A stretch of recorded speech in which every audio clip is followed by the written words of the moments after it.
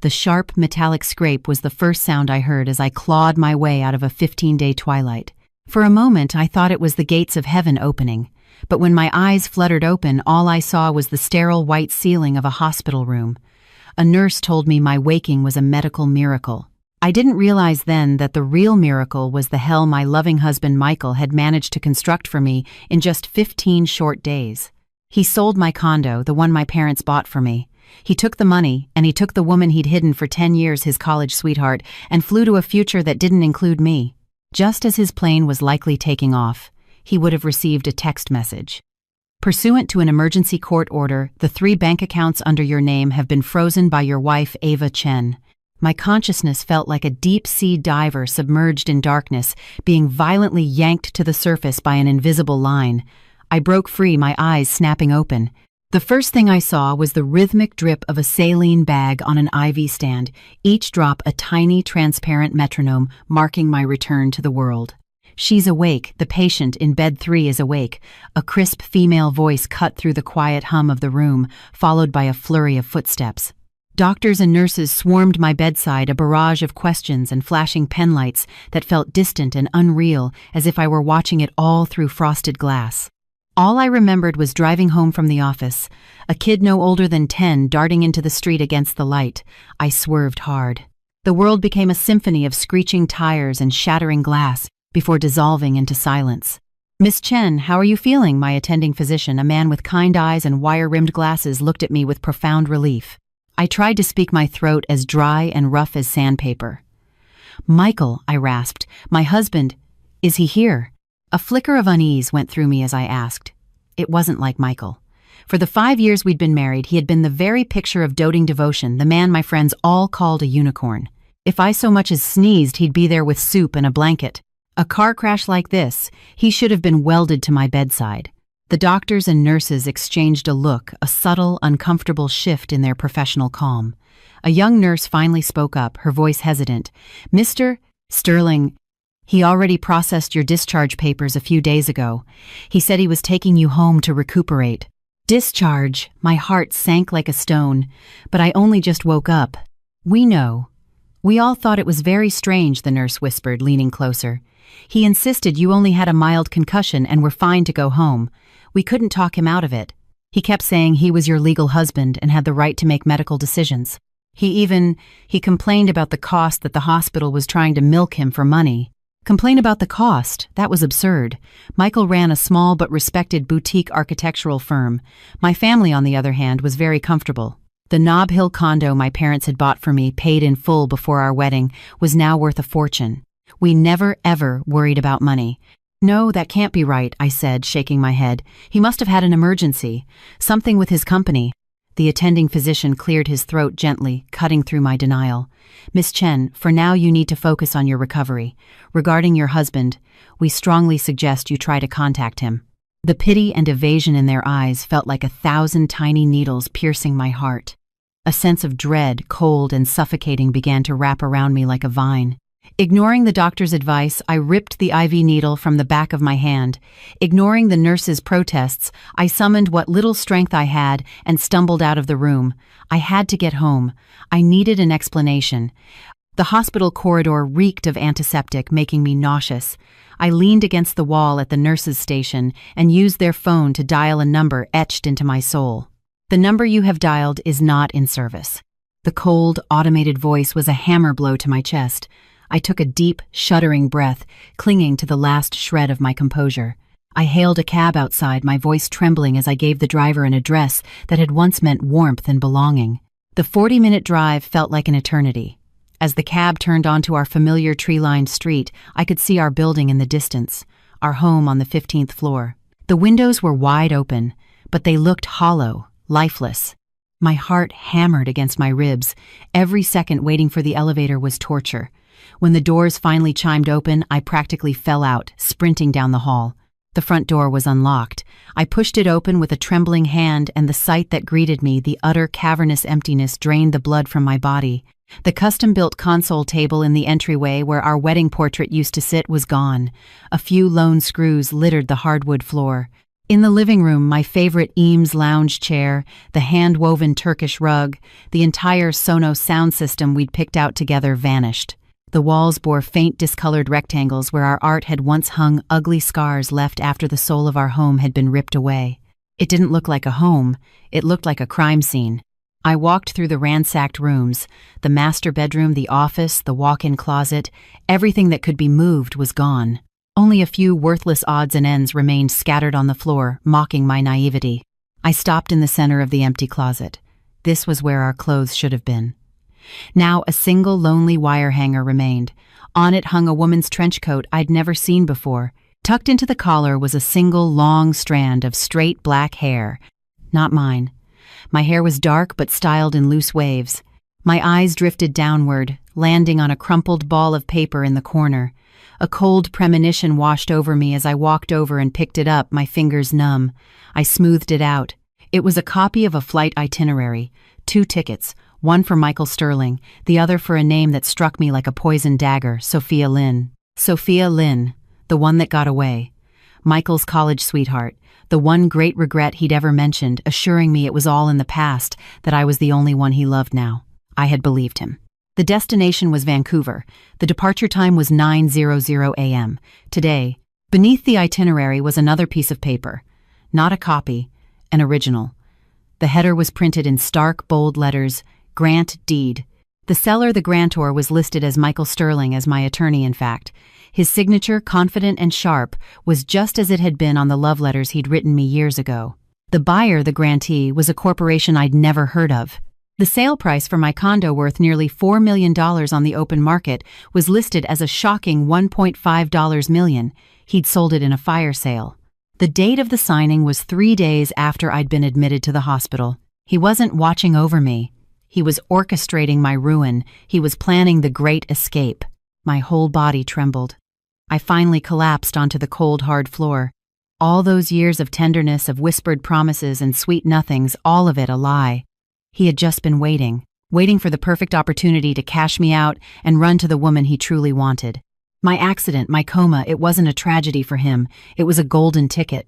A wave of crushing despair and the raw agony of betrayal washed over me. I curled into a ball in the middle of the empty room and I laughed. I laughed until bitter tears streamed down my face. Ava, you are the world's biggest fool. After a long time, the laughter subsided. I wiped my face, and from the depths of that soul-crushing cold, I pulled out my phone. The screen was shattered from the crash, a spiderweb of broken glass. Miraculously, it powered on. With shaking hands, I opened a long, dormant, encrypted folder. Inside were a handful of contacts, the last resort I had prepared for myself before marrying Michael, a parachute I never thought I'd need. Before I gave it all up for him for a life of domestic simplicity, I was a junior partner at one of the country's top law firms, my specialty international asset forfeiture and tech litigation. I had walked away from it all because I thought I'd found happiness. I'd only traded one complex case for another, and this time I was the client. I dialed one of the numbers. A calm, steady male voice answered almost immediately. "Ava, is that you?" It was Leo, my former associate, now a senior attorney at the firm. "It's me, Leo." My voice was unnervingly calm. "I need you to do something for me." A man named Michael Sterling. He was on a 9:00 a.m. flight to Vancouver this morning. I need the credit card he used to book the ticket. And I need a real-time transaction history for every bank account and credit card in his name. Done. "But Ava, are you?" "I'm fine." I cut him off, my gaze drifting to the bleak gray sky outside. "One more thing. Prepare a lawsuit. I'm filing an ex parte motion for an emergency asset freeze against my husband, Michael Sterling. Everything, including the operating accounts for his firm." Michael Sterling. "Did you think you'd won? The game has just begun." Leo's efficiency was breathtaking. Less than 30 minutes later, an encrypted email landed in my inbox. It contained a stark, clear timeline of Michael's last 15 days, a cold, hard map of his crime. The day I was admitted to the ICU, he didn't spend a single minute by my side. He went straight to the bank, trying to use the supplementary credit card I'd given him to transfer the large balance from our joint savings account. The bank's fraud detection system thankfully stopped him. A transfer that large required my biometric approval or in-person verification. He failed, so he moved to Plan B. The next day, he contacted a real estate agent he'd clearly already lined up. He used a forged power of attorney, complete with my forged signature, to list my condo. To ensure a quick cash sale, he priced it at a ludicrously low value, less than half its market worth. Within a week, he had a buyer and had closed the deal. $1.5 million wired directly into his personal account. With the money secured, he immediately booked a first-class ticket to Vancouver for Sophia Lynn. For himself, to avoid suspicion, he booked a seat in economy on the same flight. The email also included an itemized list of his recent expenses: a $20,000 Hermes Birkin bag, a $15,000 Van Cleef & Arpels necklace, a whirlwind tour of luxury boutiques totaling over $100,000, all of it charged in the 3 days after he received the money from the sale. I could picture it perfectly, him and Sophia laughing as they swiped his card, spending the money from my parents' life savings to build a glittering new life for themselves. All while I was lying in a hospital bed fighting for my life. At the end of the email, Leo added a note: "Ava, the buyer is strange. It's an offshore shell corporation. The money trail is almost too clean, like it was run through a professional laundry. This feels bigger than just your husband. Are you sure you want to go head-to-head on this?" I stared at the words, a cold smile forming on my lips. Bigger. Few things in this world are bigger or more complicated than the treachery of the human heart. I replied, "Proceed as planned. Also do some digging on Michael's firm, Sterling Designs. Are they in the running for the Cypress Cove development project?" Cypress Cove was the biggest real estate development in the state in years. Whichever firm landed the master design contract would be set for life. Michael had been working himself to the bone on his proposal for months. He'd excitedly told me his design had made it to the final round of consideration. He had a real shot. It was his dream. Now I was going to crush it in my bare hands. Leo's reply came back instantly. "Yes, they're one of the 3 finalists. The final decision is announced next Monday." Excellent. I shut my phone and stood up, surveying the empty shell of my home. The faint scent of Michael's cologne, cedarwood, and bergamot still lingered in the air, now mingled with the cloying sweetness of another woman's perfume. It was nauseating. I needed an arsenal. A place to rearm. I thought of one person.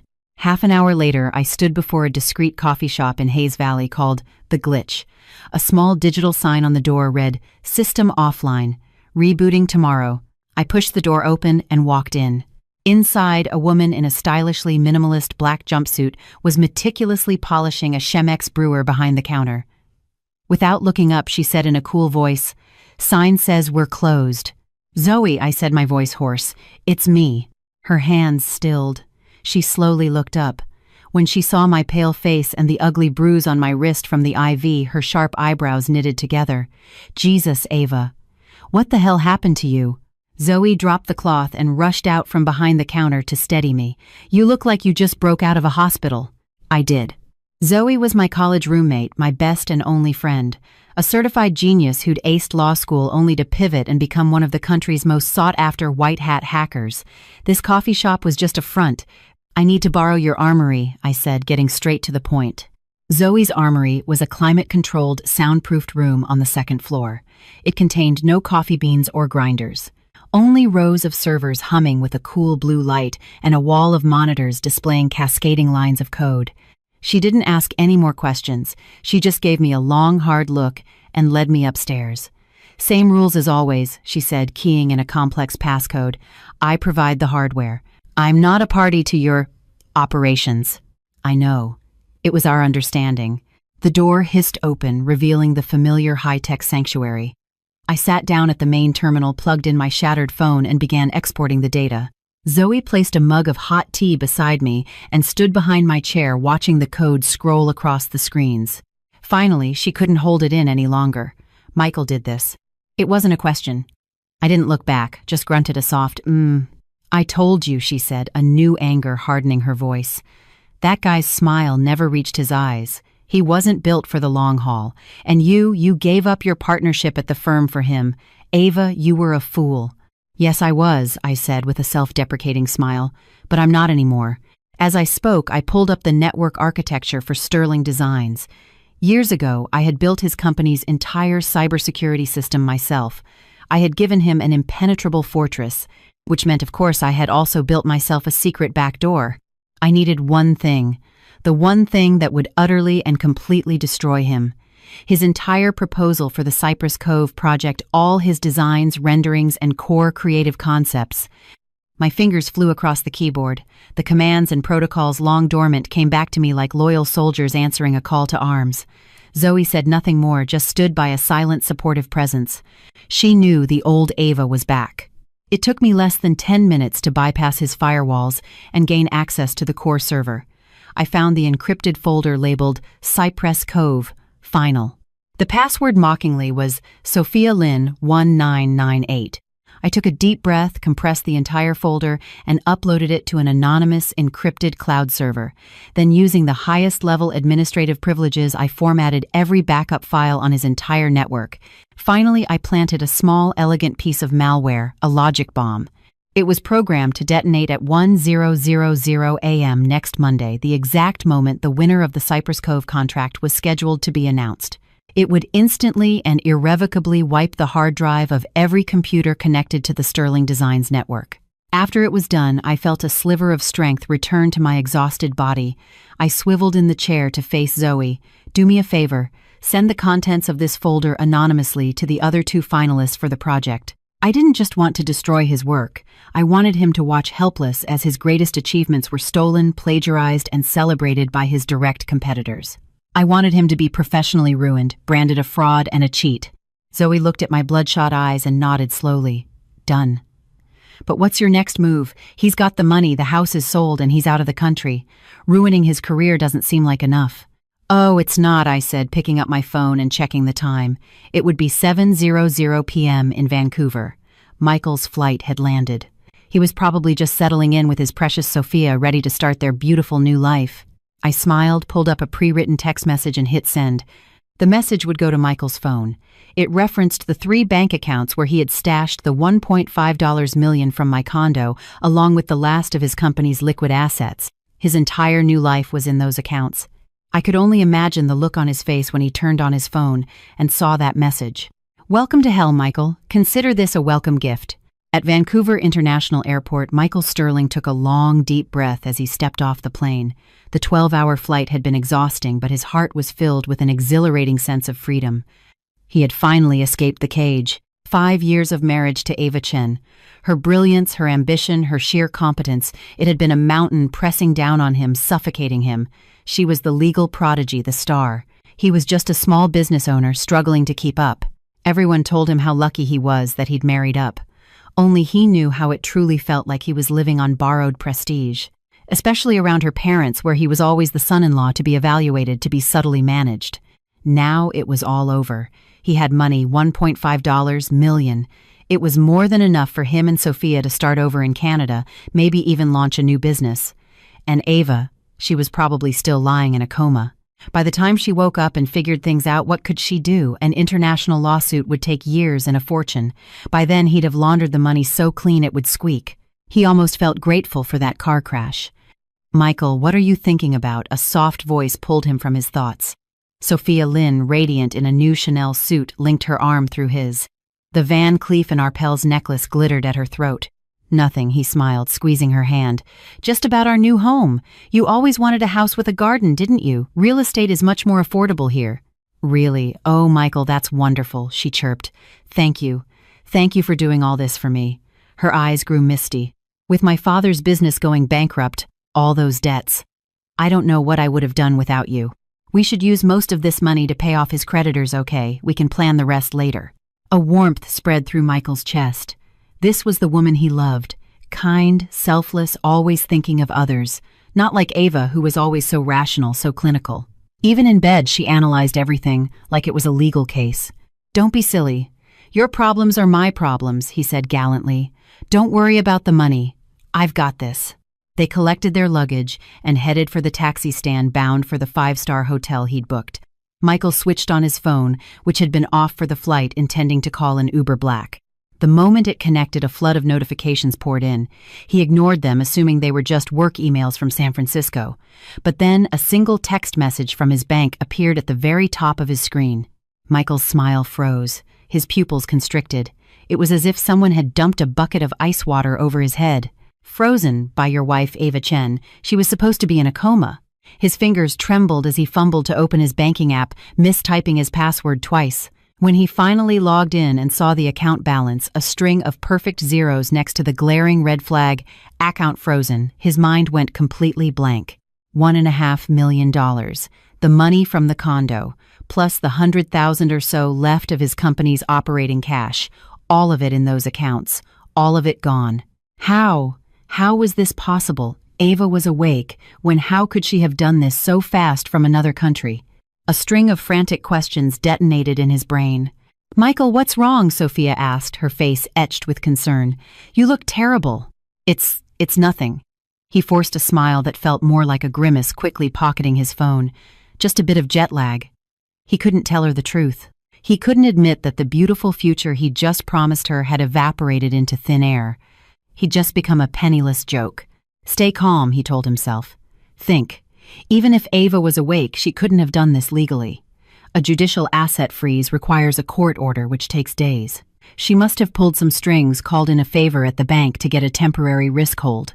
Yes, that had to be it. It was temporary. As soon as he could prove the money was from a legitimate property sale, as soon as he could produce the power of attorney she'd signed, the hold would be lifted. He took a deep breath and pulled out his backup, a discreet, anonymous debit card, loaded with a few $1,000s. It would be enough to get them through the next few days. "Let's get to the hotel first," he said, trying to sound confident as he ushered Sophia into a taxi. But when he handed the card to the driver at the end of the ride, the POS machine spat out a slip that read "declined." The driver's friendly demeanor vanished. A cold sweat broke out on Michael's forehead.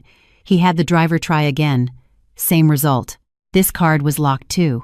He finally understood. Ava's counterattack was faster and more thorough than he could have ever imagined.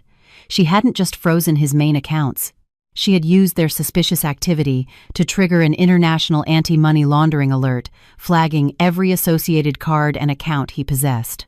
It was a scorched earth tactic, the kind used by the most ruthless financial litigators. He had forgotten. His wife, Ava Chen, had once been the best in the field. "Sir, are you going to pay or what? I've got other fares waiting," the driver grumbled. The curious stares of other travelers felt like needles on his skin. Sophia's smile was long gone, replaced by confusion and embarrassment.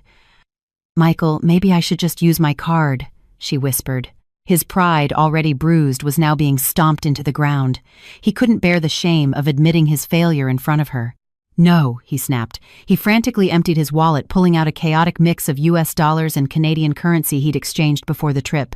He barely managed to scrape together enough to cover the fare. The atmosphere in the car on the way to the hotel was suffocating, Sophia asked tentatively. "What is really going on?" "It's just a temporary cash flow problem at the firm," he lied, staring out the window, unable to meet her gaze. "It'll be sorted out in a day or two." He knew he had to call his lawyer in San Francisco immediately. He dialed the number for his firm's general counsel. It rang for a long time before a panicked voice answered. "Michael, oh, thank God. It's a disaster. What happened?" "We've been served. Miss Chen is suing you and the company." "For what?" "Embezzlement, fraudulent conveyance of assets conversion." The list goes on. "The court has already issued a TRO. All your personal assets and the firm's corporate accounts are frozen solid. A temporary restraining order." Michael's heart plummeted. His worst fears were realized. Ava had used the fastest and most devastating legal weapon in her arsenal. "And Michael?" "It gets worse," the lawyer stammered, his voice trembling. "A few hours ago, the other two finalists for Cypress Cove, Aperture, and Horizon both suddenly released their final design proposals to the public. And they look almost identical to ours. The whole industry is buzzing. People are saying we sold the design to multiple bidders, or worse, that we plagiarized it from someone else." What the world began to spin. His masterpiece, the project, he'd bet his entire future on, how could it have been leaked? Then a horrifying thought struck him. The company's server, the supposedly state-of-the-art unbreachable system. Ava had built it. She left a back door. That woman, she had never trusted him. From the very beginning. Everything she had ever given him came with a hidden knife. Splat. A sudden sharp pain exploded in his head. A warm, metallic-tasting liquid filled his mouth. He doubled over, a violent cough racking his body. When he looked down, a spray of bright red blood stained the pristine white leather of the taxi's seat. Michael Sophia's scream was the last, most desperate sound he heard before the world faded to black. I expected Michael to call me the second he hit a wall, either screaming with rage or begging for mercy. But he didn't. That silence only confirmed what I already knew about his character. He was an egotist to the core, a man who wouldn't admit defeat until he was utterly crushed. He was probably still clinging to the fantasy that he could outsmart me. Fine. A game of cat and mouse is no fun if the mouse gives up too easily. I didn't stay at Zoe's. My battlefield was elsewhere. I went back to the empty condo. It no longer felt like a home, but it was the central fortress in this war. This was where I would win back everything that was mine.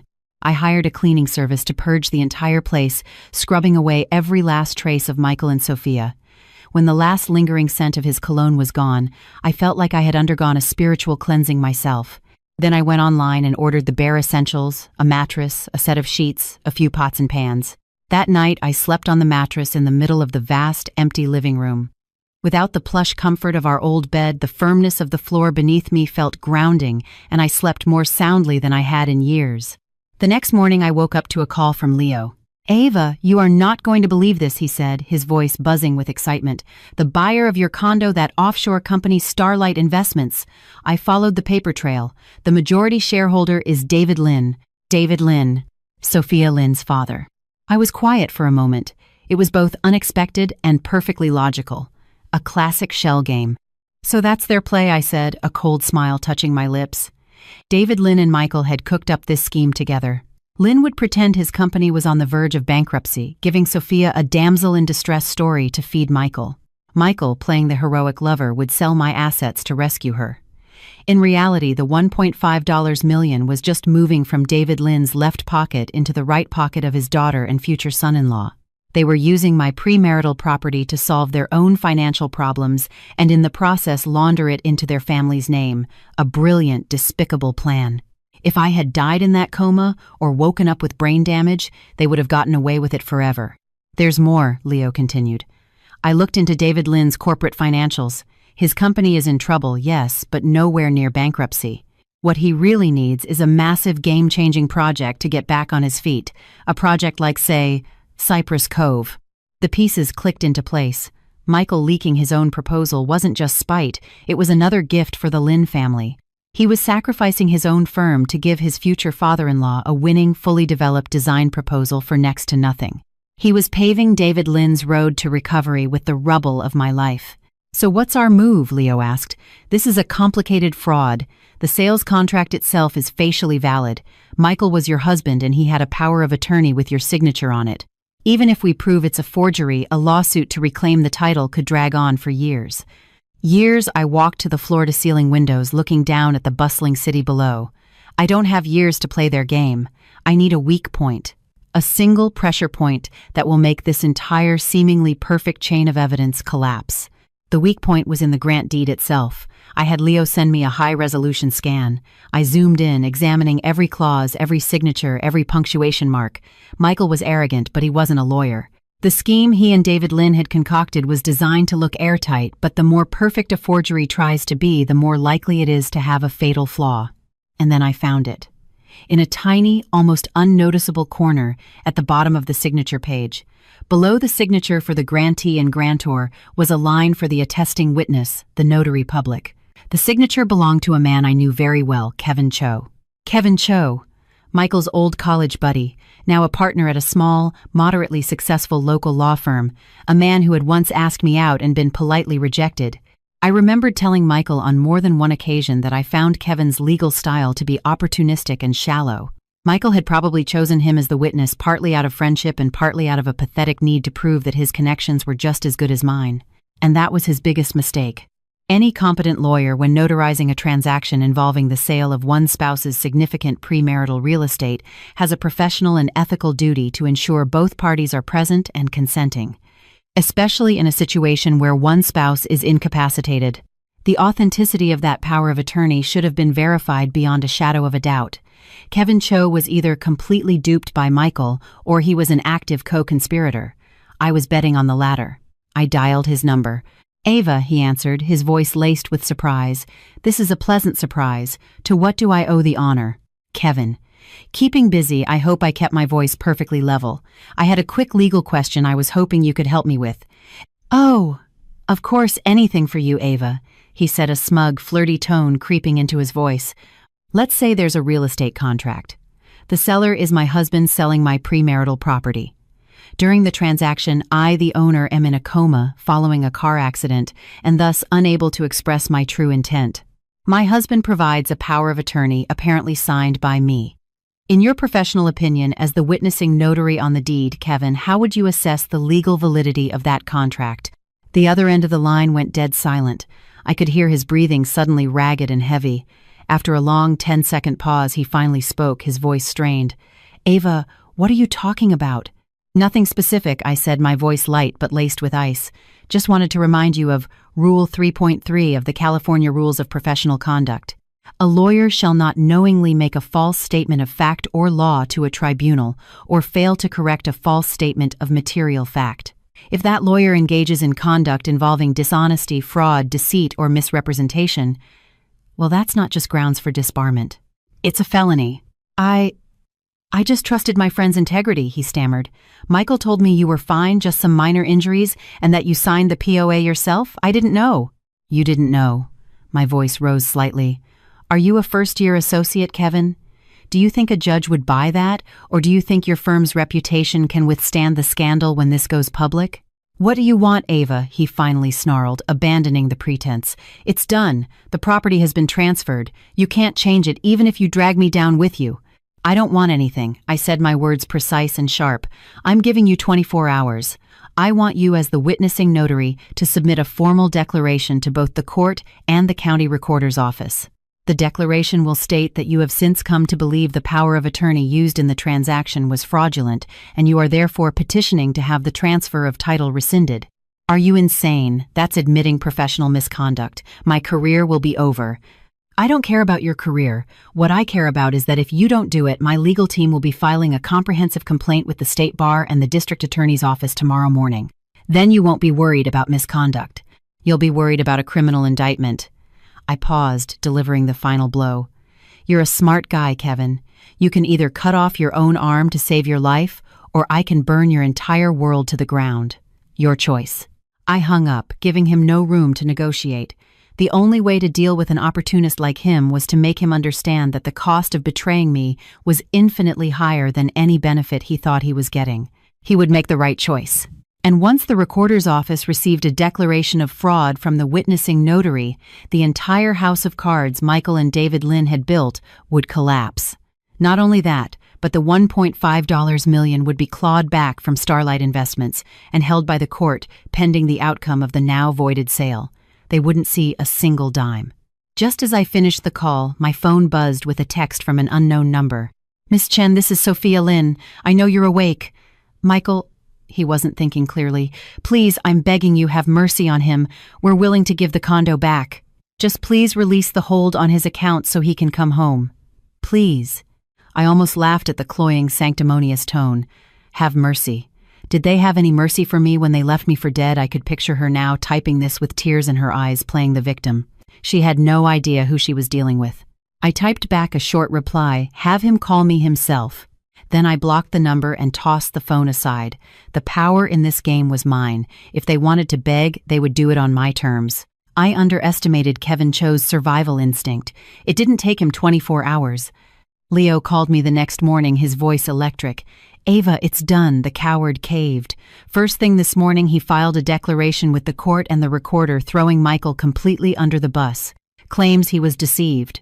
The county recorder has already put a freeze on the property title and is initiating the process to rescind the transfer. I knew he would, I said calmly. For a self-serving rat like Kevin, loyalty lasts only as long as it's profitable. Now Michael and the Lynns are totally screwed, Leo said, gloating. They don't get the house and the money is locked up by the court. David Lynn's plan to use it to bail out his company is dead in the water. We're not done yet, I said, my fingers tapping a soft rhythm on the kitchen counter. I need you to do one more thing. Anonymously leak Kevin's declaration to a few legal news outlets and journalism blogs. Ava, Leo paused. You're going to professionally bury him. He chose his side, I said, my voice devoid of emotion. He had a chance to do the right thing, and he chose fraud. I want the entire legal community in this city to know who he is. I want him to be so toxic that he can never practice law here again. When you pull out weeds, you have to get the roots. I understand, Leo said after a moment, his voice now firm. The bulldog was back. After hanging up, I made myself a cup of tea. Sunlight streamed into the empty room, making the dust motes dance. My revenge was unfolding like a perfectly designed net tightening with each move. Michael's career, his money, his reputation, all turning to ash. Yet I felt no joy, only a profound, hollow emptiness. I scrolled through the photos on my phone, 5 years of memories with Michael. Our wedding photos, trips to Paris and Kyoto, candid snapshots from lazy Sunday mornings. In every picture, his smile was so genuine, his eyes so full of adoration, I had believed it was real. Now it was clear he was just a world-class actor playing the part of a loving husband. How can someone fake it for so long, for 1, 8, 2, 6 days? Or had he loved me once, and that love was just too cheap, too fragile to withstand the allure of his old flame? I didn't know, and I didn't want to know anymore. One by one, I deleted every single photo. As I was about to delete the last one, a selfie from our first anniversary, a video call popped up on the screen. It was Michael. He was finally ready to face me himself, I answered. The face that appeared, however, wasn't his. It was Sophia Lynn, her face tear-streaked and puffy. She was in what looked like a luxurious hotel room, but she was a mess. Her makeup was smeared, her eyes red and swollen. "Miss Chen!" "Ava," she began, her voice already cracking. "I'm begging you. Please let Michael go. Let us go." I said nothing, just stared at her coldly. "We don't want the condo. We don't want any of the money," she sobbed. "We just want to come home. All of Michael's cards are frozen. We're penniless. We can't even pay for this hotel room. He collapsed yesterday. He had to go to the hospital. The doctors said it was a stress-induced." She devolved into a rant about how cruel and heartless I was, as if I were the villain who had destroyed their beautiful love story. "Are you finished?" I asked calmly when she paused for breath. Sophia froze, stunned by my placid reaction. "Good," I said, my voice quiet but carrying an undeniable weight of command. "When you're done, put Michael on the phone. You are not qualified to negotiate with me." Sophia's face flushed with anger and shame. The camera shook, and then Michael's face filled the screen. He looked like he had aged 10 years in a few days. His hair was a mess, his face stubbled, and his eyes were sunken in dark circles. The expensive shirt he'd been wearing was now rumpled and stained. The suave, confident man I had married was gone, replaced by a haggard, cornered animal. He shoved Sophia aside and glared into the camera, his eyes burning with a mixture of rage and desperation. "Ava, you're a real piece of work," he spat. "What the hell do you want, to see me dead?" "See you dead," I let out a short, sharp laugh. "Michael, let's be clear. You're the one who did the pushing here. You sold my home while I was in a coma, stole all my money, and ran off with your mistress. Did you ever stop to think what would have happened to me if I hadn't woken up?" My voice turned sharp as steel. "Did you ever think about my parents? I'm their only child. What would have happened to them if they learned you had left me to die?" He was speechless, his face turning pale. I didn't want you to die," he stammered. I just wanted what was mine," he burst out. "Those 5 years living in your world, being treated like a pet project by your parents, I was suffocating. Do you think I enjoyed that? And this was your solution." I looked at him with a feeling of profound pity. "Michael, you have never understood the real problem. You don't hate me and you don't hate my family. You hate your own mediocrity." The words struck him like a physical blow. "You're wrong," he roared. "Don't you get cocky, Ava. You think you've won. The condo is sold. The contract is signed. So what if you froze the money? The buyer is Sophia's father. It's all in the family. We can drag this out in court for years. Let's see who gives up first." He clearly didn't know about Kevin Cho's betrayal yet. He didn't know the sale was about to be voided. Watching him bluster full of pathetic, false bravado, I suddenly felt tired of it all. "Michael," I said slowly, my voice flat and final, "I'm going to give you one last chance. You and Sophia are on the next flight back to San Francisco. You will come to my home, you will get on your knees, and you will beg for my forgiveness. Then you will sign the divorce papers, agreeing to walk away with nothing.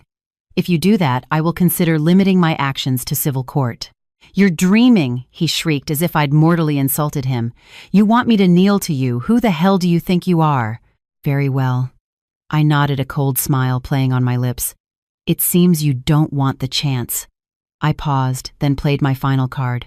By the way, I forgot to mention, your Cypress Cove proposal, I sent it to Aperture and Horizon. If all goes as planned, one of them will be on stage accepting the award for it next Monday. At the exact same moment, the servers at Sterling Designs will be permanently erased. As for you, I said, watching the color drain from his face, you're facing multiple felony charges. Embezzlement, conspiracy, wire fraud. The dollar amounts are significant. I'm sure you know how many years that adds up to in federal prison. Avia Michael let out a primal scream and hurled his phone against the hotel room wall. The screen shattered and the video feed cut to black. The connection was dead, but I knew my words had branded themselves onto his soul. His last line of defense had been obliterated. All that was left for him now was terror. I leaned against the wall, feeling utterly drained. The confrontation, even across an ocean, had taken everything out of me. Just then, my phone rang again, a local number I didn't recognize. I hesitated, then answered. A low, cautious male voice spoke.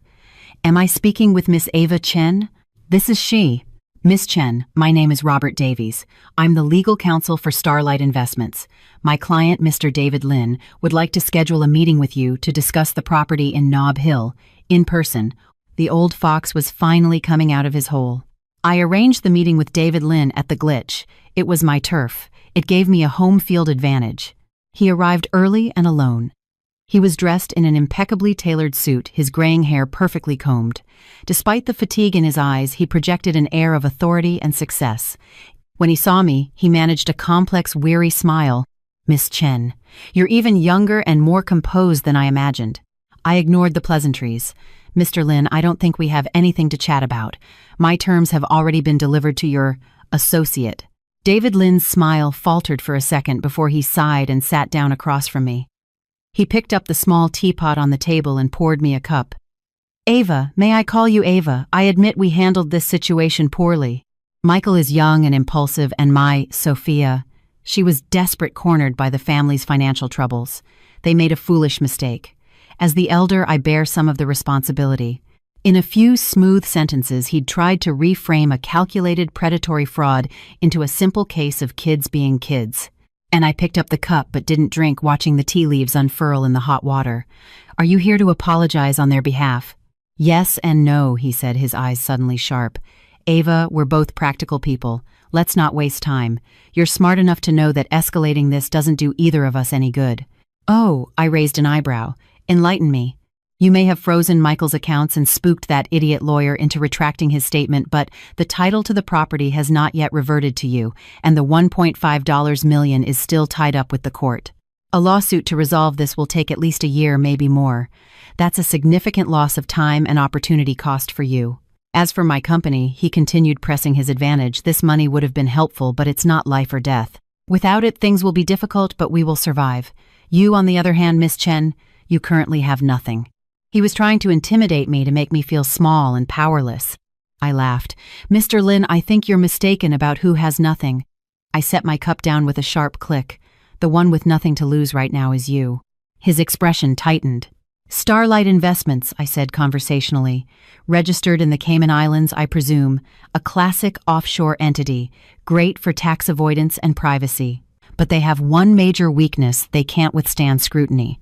Especially when they get tangled up in an international money laundering investigation. I watched his pupils contract.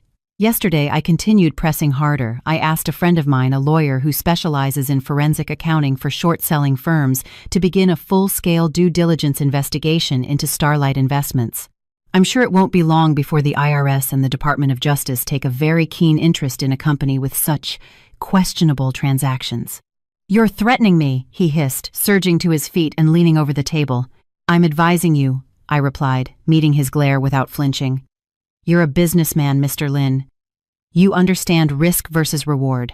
You can either sacrifice your entire life's work for your daughter's pathetic little romance, or you can cut your losses and cooperate with me. You're a smart man. I'm sure you'll make the right choice. The air in the room was thick with tension. We were locked in a silent battle of wills. He was betting I was bluffing. I was betting he wouldn't risk his empire to find out. He was the first to break. He sank back into his chair, the energy draining out of him. He looked at me with a new expression, fear. What are your terms? He asked, his voice rough. Simple. I laid out my demands. First, Michael and Sophia are on the next flight home. I want them standing in front of me, ready to account for their actions.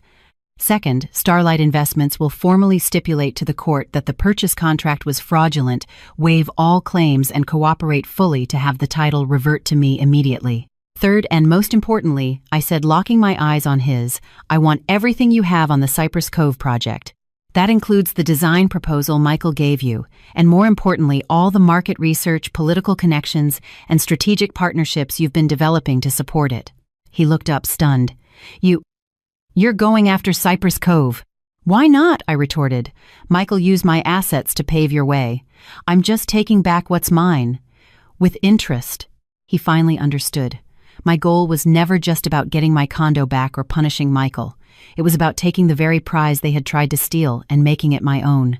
I was going to use Michael's creative work and his father-in-law's resources to build my own empire on the ashes of their scheme. He stared at me, a vein throbbing in his temple. The internal battle was visible on his face, but in the end, he was a pragmatist. He had no other choice. Fine, he bit out the word, tasting like poison in his mouth. I agree, but you have to promise to leave Sophia out of this after it's over. Done, I nodded. As long as she stays out of my way, I have no interest in her. But Michael, he will pay for what he did. We had a deal. No contracts, no signatures, just 2 verbal promises. But we both knew it was more binding than any legal document. We both held the power to annihilate the other. As David Lynn walked away looking 10 years older than when he'd arrived, I knew I had won the war. But my real offensive was just beginning. The next day, David Lynn made good on his word.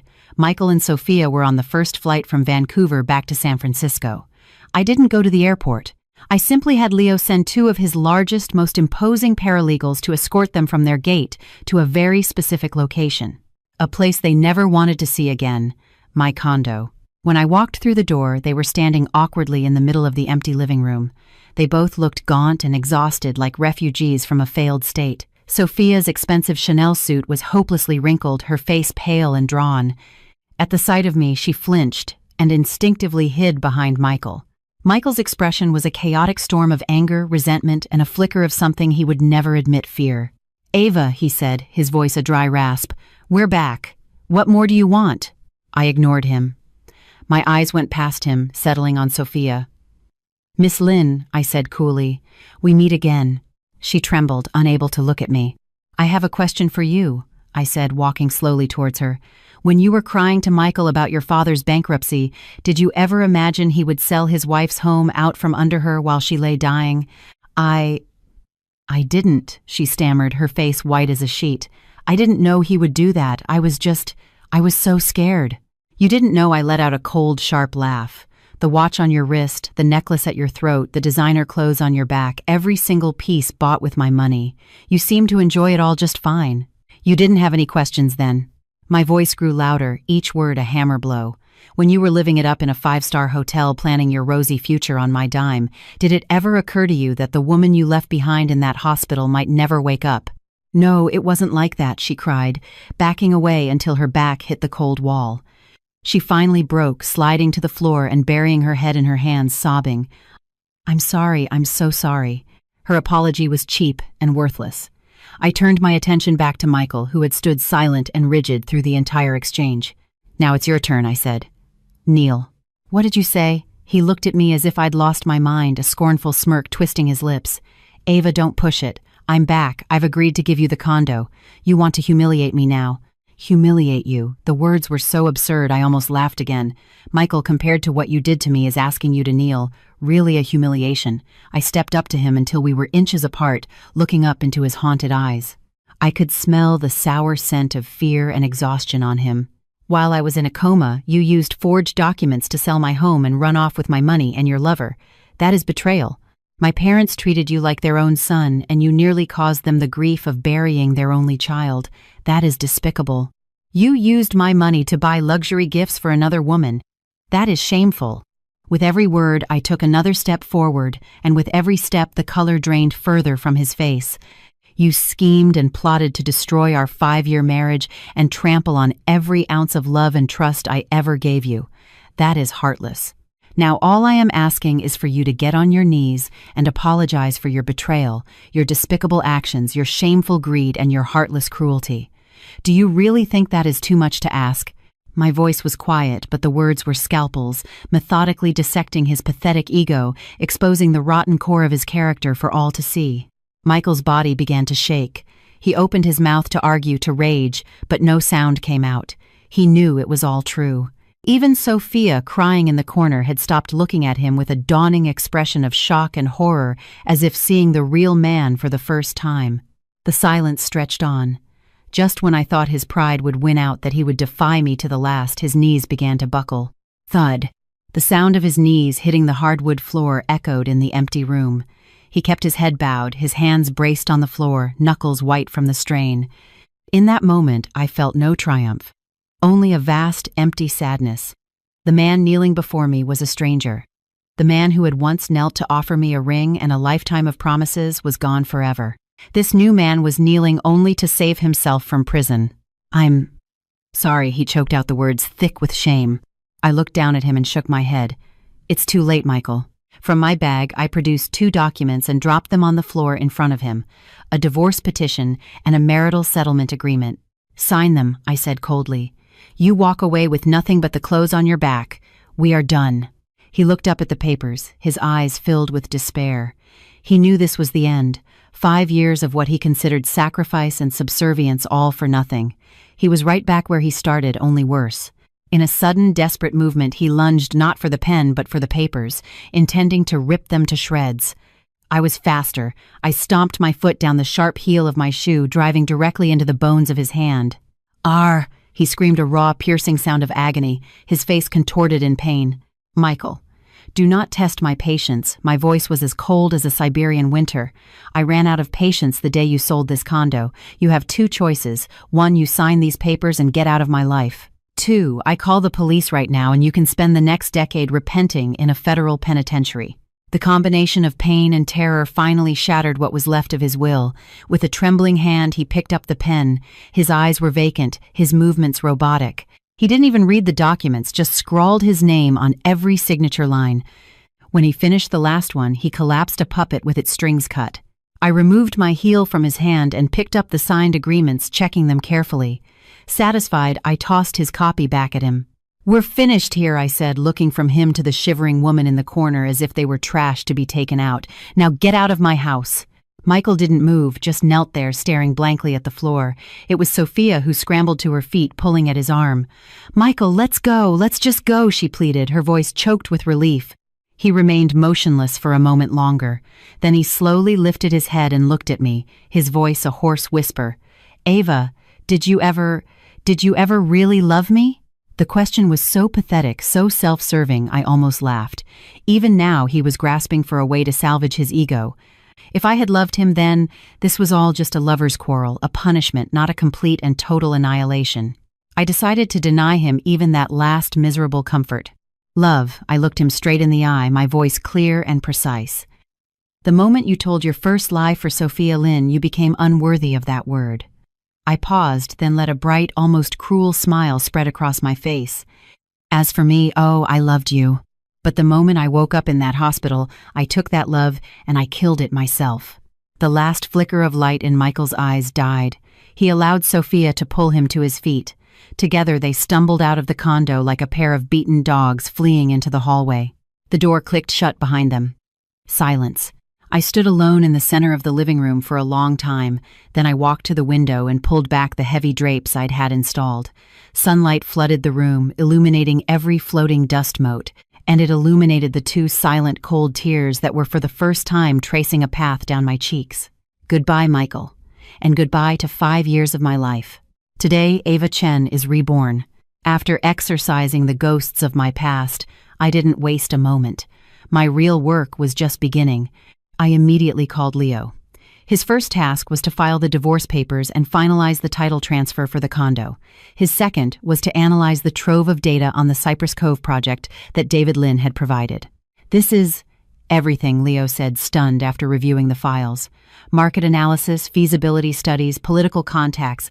It's our ammunition, I replied. Michael's firm is a hollow shell, but his core design concept combined with Lynn's groundwork is valuable, and now it all belongs to us. Ava, are you saying we're going to take over the project? Not take over. Reinvent, I corrected him. Michael's design has a spark of creativity, but his vision is small, and the execution is flawed. David Lynn's connections are transactional and short-sighted. I'm going to tear it all down and build something the world has never seen. Leo was silent. He knew this was far beyond the scope of a legal battle. This required capital, a world-class team, and an almost preternatural business sense. Ava, can you do this alone? I'm not alone, I said. Leo, will you join me? I'm starting a new company. I'll triple your current salary and give you 5% equity. I could hear his sharp intake of breath. He was a smart man. He knew this was the opportunity of a lifetime. I'm in, he said, his voice ringing with conviction. Ava, wherever you're going, I'm with you all the way. Securing Leo was step one. He was brilliant, driven, and loyal. But I needed a true visionary, a technical genius. I needed Zoe. When I walked back into the glitch, she was watching an old noir film lazily eating sunflower seeds. Well, if it isn't the conquering hero, she quipped without looking away from the screen. Come to pay your bill. I've come to make you a partner. I slid a folder across the counter to her. I'm founding a new venture, Nexus Capital. I want you as my chief technology officer. 10% equity. Zoe paused her movie. She picked up the folder, glanced at the term sheet, then looked at me, her eyes searching. You're serious? All this for one real estate project? Cypress Cove is just the beginning, I said, shaking my head. I'm not building a resort. I'm building a new reality. A fully integrated ecosystem of IP creation, immersive tourism, and bleeding-edge technology. And you, Zoe, your skills are the engine that will make it all run. I laid out my entire vision for her. It was a plan that dwarfed Michael's proposal.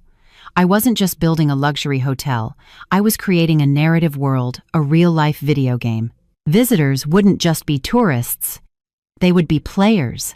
They would have character roles, go on quests, unlock storylines, and interact with AR characters and environments. Their actions could genuinely affect the world around them. It would be a fully immersive, story-driven experience. Zoe's expertise in hacking network architecture and emerging tech was the key to making it all possible. When I finished, she put down her sunflower seeds. A light I had never seen before was dancing in her eyes. It was the thrill of a grand challenge, the hunger of a brilliant mind for an impossible problem to solve. Ava, she said softly, you're completely insane. So will you be insane with me? I held out my hand. Zoe looked at my hand, then laughed. She ignored my hand and pulled me into a fierce hug. Deal, she said, but my lab's budget is non-negotiable and unlimited. Done. My core team was assembled. A legal and business prodigy, a renegade tech genius, and me, the architect of it all. We were Nexus Capital. For the next week, the glitch became our headquarters. We worked around the clock, fueled by coffee and ambition, refining the new vision for Cypress Cove. We gutted 90% of Michael's original design, keeping only the single brilliant element, a concept based on a local Native American legend of the stargazers, a mythical people who could communicate with the sea and the sky. We made that legend the core of our world. We transformed Cypress Cove into a modern-day sanctuary where visitors could use technology to uncover the secrets of the stargazers, awaken ancient spirit animals in augmented reality, and protect the coastline. We wove a complex narrative, created compelling virtual characters, and designed AR effects that would blend seamlessly with the stunning natural landscape. When the final presentation was complete, the three of us looked at it in silence. We knew we had created something revolutionary. Now we just needed the chance to show it to the one man who mattered, Arthur Kendrick, the formidable old-school chairman of the Kendrick Development Group, the final decision-maker for the entire Cypress Cove project. David Lynn, true to his word, had paved the way. Citing a potential downstream partnership, he had secured me a 15-minute meeting with Kendrick himself. Standing at the base of the gleaming Kendrick Tower in downtown San Francisco, I took a deep breath. These 15 minutes would determine the future of Nexus Capital. They would determine whether I would get the ultimate definitive victory in this war. Arthur Kendrick's office was a reflection of the man himself, imposing traditional and heavy with the scent of old money and power. Behind his massive mahogany desk hung a simple piece of calligraphy, discipline. Kendrick was in his late 60s with a full head of silver hair and eyes that, though aged, were as sharp and predatory as a hawk's. He didn't stand, merely gestured for me to sit. "Miss Chen," he began, his voice a low rumble. "Mr. Lin informed me you were coming. I have 15 minutes. Tell me how your Nexus Capital plans to be involved in the Cypress Cove operational phase." He clearly saw me as just another small-time operator looking for a slice of his pie. I didn't answer his question. Instead, I took a tablet from my briefcase and placed it gently on the desk in front of him. "Mr. Kendrick, before we talk about operations, I'd like to show you something." On the screen, our 3D animated concept video for the Stargazer initiative began to play. It opened with a sweeping cinematic drone shot of the pristine Cypress Cove coastline. A deep, resonant voiceover began to tell the ancient legend. As the story unfolded, the real-world scenery began to merge with stunning virtual effects. A visitor points their phone at a seaside boulder, and ancient petroglyphs glow to life on its surface. They walk along the beach, and their footsteps leave trails of glowing blue energy leading towards the ocean. A colossal spectral whale breaches from the sea in a shower of starlight soaring through the air above the cove. Kendrick, who had been leaning back in his chair, slowly sat bolt upright. The dismissive look on his face melted away, replaced by surprise, then awe, and finally, profound shock. The video ended on a single tagline: "Cypress Cove, don't just see the legend, live it." Silence filled the office. Kendrick didn't speak. He picked up the tablet and replayed the 3-minute video. Twice. 3 times. His fingers traced the images on the screen as if trying to touch the hyper-realistic virtual creatures. "Can this actually be done?" he finally asked, looking up at me, his voice rough with a new, undisguised emotion. "Technologically, it's not only possible, it's ready," I replied calmly. "And the overhead is significantly lower than you would think." "Who created this proposal?" he demanded. "My team." "What about Sterling Designs? They were a finalist," he said, frowning. "I saw their proposal. It had a spark, but it was nothing like this." "The Sterling Designs proposal was a rough sketch," I said, meeting his intense gaze. "My team took that sketch and turned it into a masterpiece." Kendrick leaned back, his hawk-like eyes truly seeing me for the first time. "You're an ambitious woman, Miss Chen." "In business, Mr. Kendrick, ambition is a virtue." He fell silent again, his fingers drumming a steady, rhythmic beat on the mahogany desk. I knew what he was thinking. My plan shattered every conventional notion of a resort development. It was an immense opportunity, but also an unprecedented risk. "What do you want?" he finally asked. "I don't want a stake in the operations," I said. Kendrick stared at me dumbfounded. "I don't want anything," I continued. "This entire proposal, the intellectual property, the core technology, the creative concept, I am willing to transfer it to the Kendrick Development Group, free of charge." This time, Kendrick shot to his feet, his face a mask of disbelief. "Are you out of your mind? You just give me this." "It's not a gift." I smiled, finally playing my trump card. "I have one condition.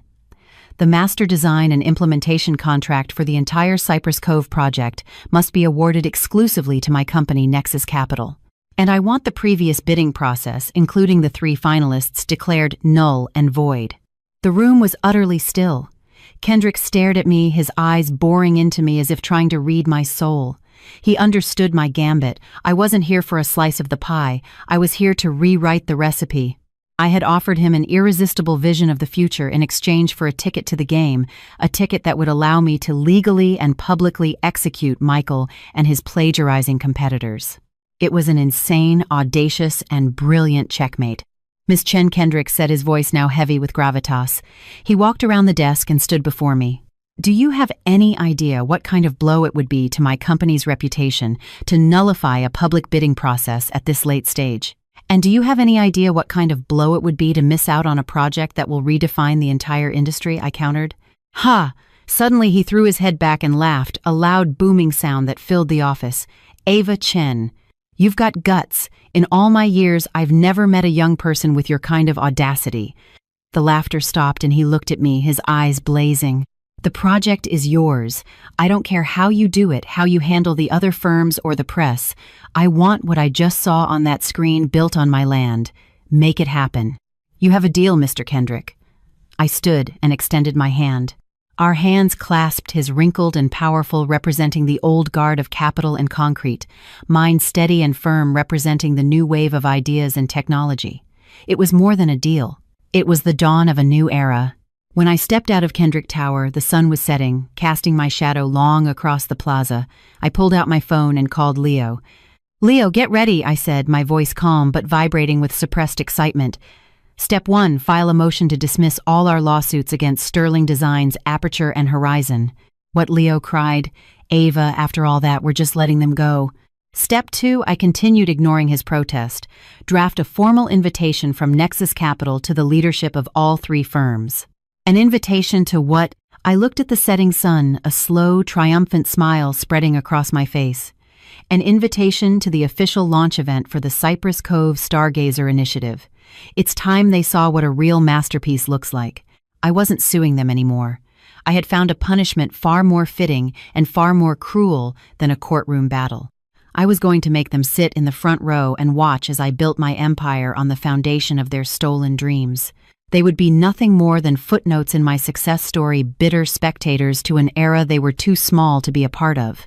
The launch event for the Cypress Cove Stargazer Initiative was held 1 week later on-site at the project's future location.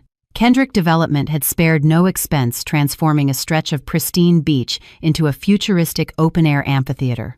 The guest list was a who's who of media, tech, and finance. It was the hottest ticket in town. No one knew that the star of the show wasn't the titan Arthur Kendrick or one of the embattled design firms, but a brand new, unknown company called Nexus Capital. Backstage, Zoe was making final adjustments to the AR projection system, while Leo, sweating profusely, triple-checked the guest list. "Ava, they're all here," Leo whispered, joining me by the monitor. "Michael, the CEOs from Aperture and Horizon, and Sophia and David Lynn, all sitting in the 3rd row just like you wanted." I looked at the screen. Michael was skeletal, his eyes hollow as he stared blankly ahead. Sophia sat huddled next to him, looking terrified. David Lynn's face was a stony mask of forced composure. The executives from the other 2 firms were whispering to each other, smirking. They thought this was all just corporate theater, a face-saving gesture, before Kendrick announced one of them as the winner. They had no idea they were lambs to the slaughter. "Good." I smoothed down the lapels of my custom-tailored white pantsuit. I was a general ready for battle. "Ava," Zoe called out, handing me a tiny earpiece. "I'm patched in. I'll be your eyes and ears on the tech side." I smiled at her and fitted the earpiece. It was time. When I walked onto the stage as the founder and CEO of Nexus Capital, a confused murmur rippled through the audience. I scanned their faces, seeing the curiosity in the reporters' eyes, the disdain from my would-be competitors, and the raw, unadulterated shock on Michael's face. He never dreamed that the wife he had left for dead would reappear like this, standing on a stage he could only ever dream of occupying. I walked to the podium and took the microphone. "Good evening. My name is Ava Chen, and I am the founder of Nexus Capital." I began, my voice clear and steady. "I know many of you have questions. Why would the Kendrick Group entrust a project of this magnitude to a brand new company? Why were the 3 finalists suddenly sidelined? Today, I'm here to give you the answer." I clicked a remote in my hand. The massive LED screen behind me lit up, and our presentation began. But this time, it wasn't just on a screen. As the video played, Zoe's AR system brought it to life. The spectral whale soared over the audience's heads. The ethereal form of a stargazer appeared on the rocks by the sea, her voice echoing through the sound system. The entire beach became an enchanted, magical space. A collective gasp went through the crowd. Phones were raised, capturing the impossible. Even the smirking executives were now slack-jawed, their arrogance forgotten in the face of pure, unadulterated awe. I saw Michael. He was staring up at the sky, his face a canvas of utter despair. He recognized the seed of the idea, the stargazers, but in my hands it had grown into something beyond his wildest imagination. He was a child who had made a crude clay figure, now forced to witness a master sculptor turn that same clay into a breathtaking statue of a god. The humiliation was absolute. When the demonstration ended, the applause was deafening. I let it die down before I spoke again, my eyes finding Michael's in the crowd. "A good idea is like a seed," I said, my voice carrying across the silent audience. "Some people can only grow it into a small flower in a pot for their own private enjoyment. Others can plant it in the fertile ground of vision and technology and grow it into a forest. The previous proposals all had merit, but Cypress Cove doesn't need another flower, it needs a forest." My words were a final public slap in the face to Michael and his competitors. They knew in that moment that they had not just been beaten, they had been rendered obsolete. After the presentation, I left the media scrum to Arthur Kendrick and walked down to the water's edge. The sea breeze felt clean, washing away the last dregs of the past. I heard footsteps behind me. I knew who it was without turning. "You won," Michael said, his voice a dry husk. "Completely." I turned to face him. In the fading light, he looked like a ghost. The arrogant, self-assured man I married was gone, replaced by this broken, empty shell. "This was never about winning or losing," I said quietly. "It was about choices. You chose your past. I chose my future. That's all." He gave a bitter smile and held something out to me. It was our wedding ring. "Here, I wish you the best, Ava." He turned and walked away without another word, his shoulders slumped in defeat. I watched his lonely figure recede down the beach, then looked at the cold, heavy ring in my palm. With a flick of my wrist, I threw it as hard as I could into the ocean. It vanished into the waves without a trace, just like our dead love. My phone vibrated. It was Zoe. "Ava, you need to see the news, right now." I opened a news app. A breaking local alert popped up: suspect arrested in high-profile hit-and-run, shocking motive revealed. I clicked the link. The article featured a grainy security camera still, a dark sedan, moments after slamming into my car, speeding away from the scene. And in the driver's seat, a profile that, though blurry, was instantly recognizable. It was Kevin Cho. The article stated that after having his law license suspended, he had become obsessed and vengeful. He had been stalking me, looking for a chance to get back at me. The night of the crash, he had been drinking. He saw me leaving the office, and in a drunken rage, he had floored it. My crash wasn't an accident. I stood there on the beach, the phone in my hand, the sea breeze suddenly turning cold. The war I thought I had just won was only the first battle. My new life was just beginning, and the enemies I didn't even know I had were only just starting to crawl out of the darkness.